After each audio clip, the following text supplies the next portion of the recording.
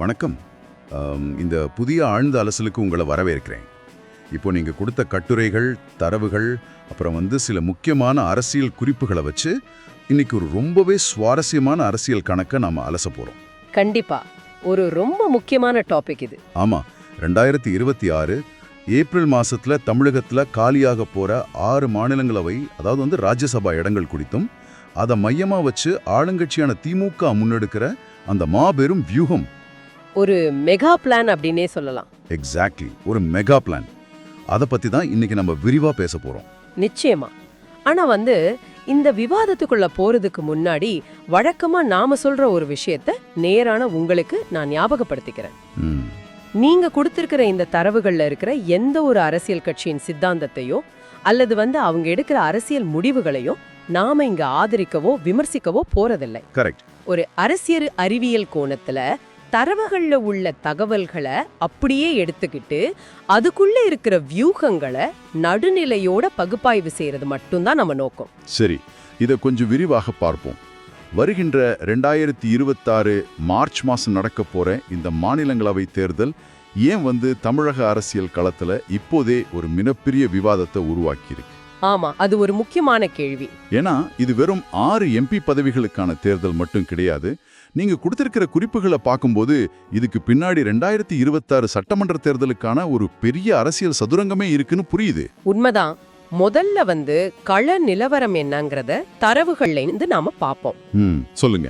இப்போ 2026 ஏப்ரல் மாதத்துல மொத்தம் 6 எம்பிகளின் பதவிக்காலம் முடிவடைகிறது இல்லையா? ஆமா. தற்போதைய தமிழக சட்டமன்றத்தோட பலத்தின் அடிப்படையில பார்த்தா ஆளுங்கட்சியான திமுக மற்றும் அதோட கூட்டணி கட்சிகள் இந்த 6 இடங்கள்ல 4 முதல் 5 இடங்களை மிக எளிதாக கைப்பற்ற முடியும்.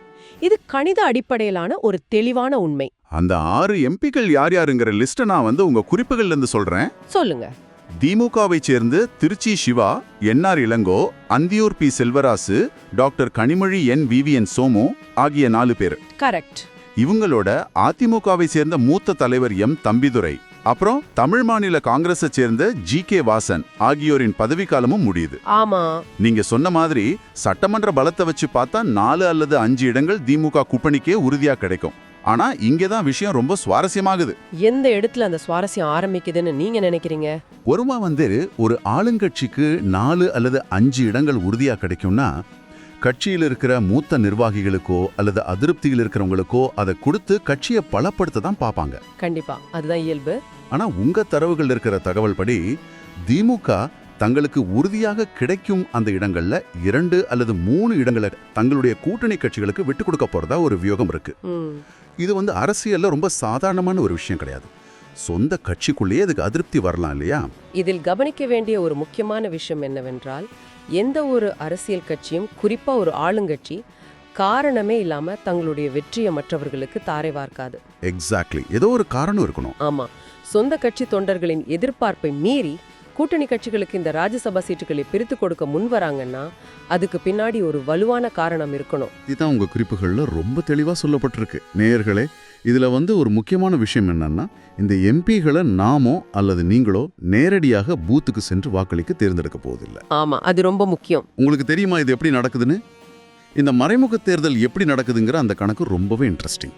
மாநிலங்களவை தேர்தல் என்பது மக்களவை தேர்தல் மாதிரி நேரடி தேர்தல் கிடையாது. நாம ஏற்கனவே தேர்ந்தெடுத்து சட்டமன்றத்திற்கு அனுப்பியிருக்கோம் இல்லையா, அந்த எம்எல்ஏக்கள் தான் இந்த தேர்தல்ல வாக்களிப்பார்கள். இது விகிதாச்சார பிரதிநிதித்துவ முறை, அதாவது ப்ரொபோர்ஷனல் ரெப்ரசன்டேஷன் என்ற அடிப்படையில நடக்கும். ரொம்ப எளிமையா சொல்லணும்னா, சட்டமன்றத்துல ஒரு கட்சிக்கு எவ்வளவு எம்எல்ஏக்கள் இருக்காங்களோ அதுக்கு தகுந்த மாதிரி அவங்களால எம்பிக்களை தேர்ந்தெடுக்க முடியும். இதை இன்னும் கொஞ்சம் பிராக்டிக்கலா நம்பர்ஸ் வச்சு பார்த்தோம்னா நேர்களுக்கு இன்னும் ஈஸியா புரியும். சொல்லுங்க. தமிழக சட்டமன்றத்துல மொத்தம் 234 எம்எல்ஏக்கள் இருக்காங்க. இப்போ காலியாகும் அந்த 6 ராஜ்யசபா இடங்களுக்கு தேர்தல் நடக்கும்போது ஒரு வேட்பாளர் வெற்றி பெறணும்னா அவருக்கு தோராயமா 34 அல்லது 35 எம்எல்ஏக்களின் ஆதரவு தேவைப்படும். ஆமா, 34 அப்படிங்கிறது தான் இப்போதைக்கு மேஜிக் நம்பர். அந்த 34 ஓட்டுகள் இருந்தா ஒரு எம்பி கன்ஃபார்ம். அந்த மேஜிக் நம்பரை வச்சு திமுகவோட பலத்தை இப்போ கணக்கு போடுவோம். இப்போ திமுகவோட சொந்தமா 130 எம்எல்ஏக்கள் இருக்காங்கன்னு வச்சுப்போம். ஓகே. ஒரு எம்பியை தேர்ந்தெடுக்க 34 வாக்குகள் தேவை. அப்போ 34 பெருக்கல் 3 அப்படிங்கிறது 102 வாக்குகள். கரெக்ட், 102 ஓட்டுகள். ஆக அந்த 130 எம்எல்ஏக்கள்ல 102 பேரின் வாக்குகளை பயன்படுத்தி தலா 34 வாக்குகள் வீதம் 3 எம்பிகளை திமுகவால எந்தவித சிக்கலும் இல்லாம யாருடைய உதவியும் இல்லாம தேர்ந்தெடுக்க முடியும். கணக்கு ரொம்ப சிம்பிள். ஆனா 130ல 102 வாக்குகள் போயிட்டா மீதம் 28 எம்எல்ஏக்களின் வாக்குகள் திமுகவிடம் மிச்சம் இருக்கு. ஆமா, 28 வாக்குகள். அந்த 28 வாக்குகளை வச்சுக்கிட்டு திமுக ஏன் ஒரு கூட்டணி கட்சிக்கு முழு சீட்டையும் விட்டு கொடுக்கணும்? அவங்க நினைச்சா சுயேட்சைகளையோ அல்லது உதிரி கட்சிகளையும் வளைச்சு போட்டு 4வது சீட்டையும் அவங்களே எடுத்துக்கலாமே. ஏன் அந்த தாராளம்? அங்கதான் கூட்டணி தர்மம் மற்றும் முன்னுரிமை வாக்குகள் முறை, அதாவது பிரிஃபரன்ஸ் வோட்டிங் வருது. அந்த 1 2 3 4 போடுவாங்களே அதுவா? எக்ஸாக்ட்லி. எம்எல்ஏக்கள் வாக்களிக்கும் போது ஒரே ஒரு வேட்பாளருக்கு மட்டும் வாக்களிக்க மாட்டாங்க.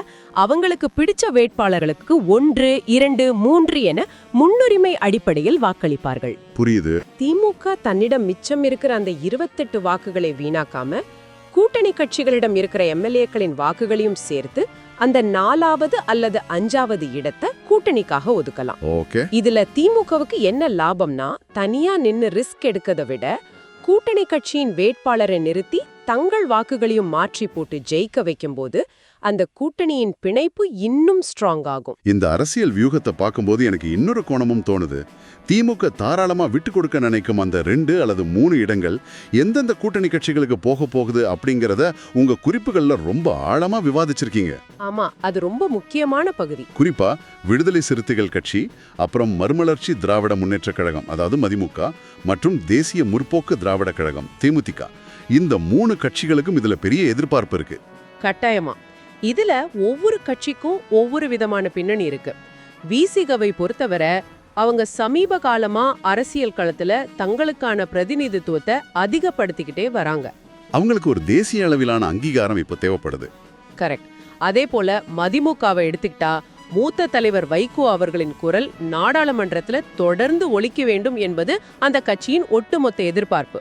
அதனால அவங்களும் இந்த ராஜ்யசபா சீட்டை ஒரு முக்கியமான உரிமையா பாக்குறாங்க. ஆனா இந்த கூட்டணி கணக்குல எனக்கு ரொம்ப சுவாரஸ்யமா பட்டது தேமுதிகவோட நிலைப்பாடு தான். அது ஒரு பெரிய கதை ஆச்சே. ஆமா, ஏன்னா உங்க குறிப்புகள்ல இருக்கிற 2019 மற்றும் 2024 தேர்தல் தரவுகளை பார்த்தாலே புரியுது. தேமுதிக சமீபத்துல தான் திமுக கூட்டணியில இணைஞ்சிருக்காங்க. இருந்தாலும் அவங்களுக்கு ஒரு சீட்டு கிட்டத்தட்ட உறுதியாகி விட்டதா ஒரு பேச்சடிப்படுது. உண்மைதான். இதுக்கு பின்னாடி ஒரு கசப்பான கடந்த கால அரசியல் வரலாறு இருக்கு இல்லையா? அது ஒரு மிக முக்கியமான அரசியல் வரலாறு. கொஞ்சம் பின்னோக்கி பார்த்தோம்னா 2019 மற்றும் 2024 தேர்தல்களின் போது தேமுதிக அதிமுக கூட்டணியில இருந்தாங்க. ஓகே. அப்போ தேமுதிக தரப்புல ஒரு முக்கியமான கோரிக்கை வைக்கப்பட்டது. தேமுதிகவின் மூத்த நிர்வாகியான எல்.கே. சுதீஷுக்கு ராஜ்யசபா சீட்டு தர வேண்டும் என்று அவங்க கேட்டாங்க. கரெக்ட். அதிமுக தலைமையும் அதற்கான உறுதியை அப்போ அளித்திருந்ததா அரசியல் வட்டாரங்கள்ல ரொம்ப உறுதியா சொல்லப்படுது. ஆனா உங்க தரவுகள்ல என்ன சொல்லியிருக்குன்னா, தேர்தல் முடிஞ்ச பிறகு அந்த வாக்குறுதியை அதிமுக நிறைவேற்றல. ஆமா, நிறைவேற்றல. தேமுதிகவுக்கு கொடுப்பதா சொன்ன இடங்களை ஜி.கே. வாசன் போன்ற கூட்டணி கட்சி தலைவர்களுக்கும் வேறு சிலருக்கும் ஒதுக்கிட்டு தேமுதிகவை அதிமுக ஏமாற்றி விட்டது அப்படிங்கிற ஒரு குற்றச்சாட்டு ரொம்ப ஸ்ட்ராங்கா இருக்கு. ஆமா, அது தேமுதிக தரப்புல ஒரு பெரிய ஏமாற்றத்தை, சொல்லப்போனா ஒரு துரோகமா பார்க்கப்படுது. பெரிய துரோகம் தான் அவங்க பார்வையில. கண்டிப்பா. அந்த பழைய காயத்துக்கு மருந்து போடுற மாதிரி தான் திமுக இப்ப காய் நகர்த்துது. அன்று உங்களுக்கு மறுக்கப்பட்ட அந்த அங்கீகாரம் இன்று எங்க கூட்டணியில் உங்களுக்கு தரப்படும் அப்படிங்கிற ஒரு உறுதியை திமுக தரப்பு கொடுத்திருக்கலாம். இதை ஒரு முக்கிய நிபந்தனையாகவே தேமுதிக வச்சிருக்காங்க. இதுல நாம கவனிக்க வேண்டிய இன்னொரு விஷயமும் இருக்கு. என்னது அது? திமுக கூட்டணியில ஏற்கனவே மக்கள் நீதி மையத்தின் தலைவர் கமலஹாசனுக்கு ஒரு ராஜ்யசபா சீட் வழங்கப்பட்டுருச்சு. ஆமா, அது ஏற்கனவே முடிஞ்ச விஷயம். அதனால இப்போதைக்கு நிலுவையில் இருக்கிற முக்கியமான கூட்டணி கடன்களில் தேமுதிகவின் எல்.கே. சுதீஷுக்கான வாய்ப்பு மிக அதிகம் என்பதை நம்மால தெளிவா புரிஞ்சிக்க முடியுது. ஆனா இது வெறும் அனுதாபத்துக்காகவோ கடந்த காலத்துல அவங்க ஏமாற்றப்பட்டாங்க அப்படிங்கிறதுக்காகவோ செய்யற விஷயம் கிடையாது. கண்டிப்பா கிடையாது. அரசியல்ல அனுதாபத்துக்கு வேலை கம்மிதான். இதுக்கு பின்னாடி ஒரு தெளிவான அரசியல் பேரா இருக்குன்னு நினைக்கிறேன். இத ஒரு பரந்த அரசியல் கண்ணோட்டத்துல பார்த்தா இந்த ராஜ்யசபா சீட் என்பது வெறும் ஒரு தனிநபருக்கான பதவியோ அல்லது ஒரு கூட்டணி கட்சியை திருப்திப்படுத்தும் சின்ன விஷயமோ கிடையாது. அப்போ இதுக்கு பின்னாடி என்ன இருக்கு? இதன் பின்னணியில் இருக்கிற உண்மையான அரசியல் கணக்கு 2026 சட்டமன்ற தேர்தலை மையமா வச்சது. ஆமா, 2026ல தமிழ்நாட்டுல ஒரு பெரிய சட்டமன்ற தேர்தல் நடக்க போகுது. ஆளுங்கட்சியா திமுக அந்த தேர்தலை எதிர்கொள்ளும்போது அவங்க கூட்டணியில் உள்ள விசிக, மதிமுக, தேமுதிக மாதிரியான கட்சிகள் நிச்சயமா அதிக சட்டமன்ற இடங்களை கேட்பாங்க. அது இயல்புதானே, ஒவ்வொரு கட்சியும் வளர நினைக்கும். ஆமா, ஆனா திமுகவோ தானாகவே தனிப்பெரும்பான்மை பெறணும் அப்படிங்கிற நோக்கத்துல அதிகப்படியான சட்டமன்ற தொகுதிகளில் நேரடியா போட்டியிட விரும்புவாங்க. அதுதான் இந்த வியூகத்தோட மையப்புள்ளி. ஒரு ராஜ்யசபா சீட்டை இப்பவே கொடுத்துட்டா வரப்போற சட்டமன்ற தேர்தல்ல கூட்டணி கட்சிகள் அதிக இடங்களை கேட்டு நெருக்கடி கொடுப்பத பெருமளவு குறைச்சிடலாம். வாவ், ஒரு ப்ரீஎம்டிவ் மூவ். எக்ஸாக்ட்லி. பிரச்சனை வருவதற்கு முன்பே அதை சமாளிக்கும் ஒரு ராஜதந்திரம் இது. நாங்கள் தான் உங்களுக்கு நாடாளுமன்றத்தில் பெரிய பிரதிநிதித்துவம் கொடுத்து விட்டோமே, அதனால் சட்டமன்றத்தில் எங்களுக்கு அதிக இடங்களை விட்டு கொடுங்கள் என்று திமுகவால் மிக எளிதாக பேரம் பேச முடியும். ஒரு நிமிஷம், இதுல எனக்கு ஒரு சந்தேகம் வருது. கேளுங்க. ஒரு ராஜ்யசபா சீட்டு கொடுத்துட்டா நாளைக்கு சட்டமன்ற தேர்தல்ல 15 சீட்டு கேட்கிற ஒரு கட்சி அமைதியா 10 சீட்டோ 8 சீட்டோ வாங்கிட்டு திருப்தி அடைஞ்சிடுவாங்களா என்ன? நல்ல கேள்வி. இது திமுகவுக்கு ரிஸ்கான மூவ் கிடையாதா? ராஜ்யசபா சீட்டையும் வாங்கிட்டு சட்டமன்ற தேர்தலையும் அவங்க புடிவாதம் பிடிச்சா என்ன ஆகுறது?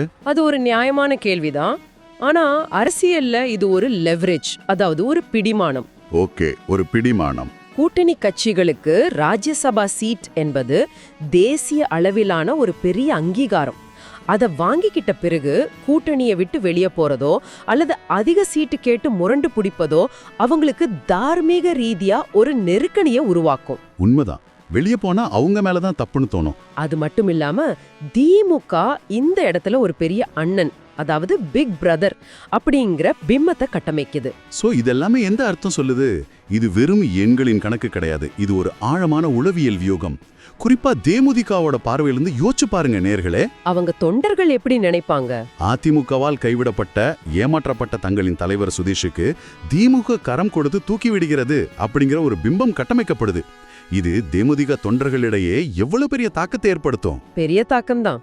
நம்மை கைவிட்டவர்களுக்கு பதிலா நமக்கு அங்கீகாரம் கொடுப்பவர்களோடு இருப்போம் அப்படிங்கிற உணர்வை இது விதைக்கும். இது திமுகவின் மிகச்சிறந்த ஒரு அரசியல் நகரும் தான் சொல்லணும். அரசியல் என்பது வெறும் கூட்டணிகளை அமைப்பது மட்டும் கிடையாது.